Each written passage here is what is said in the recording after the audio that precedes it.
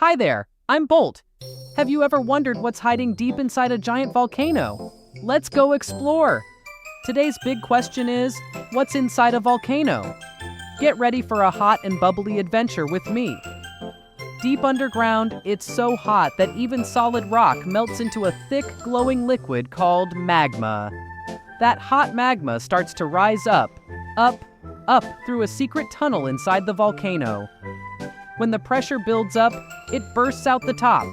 Once it hits the air, we call it lava. As the lava cools down, it turns back into hard rock, creating brand new land and even islands. You can make your own volcano at home with baking soda and vinegar. Just make sure a grown-up helps you. Volcanoes are amazing. Subscribe for more fun science and see you next time to find out why we sneeze.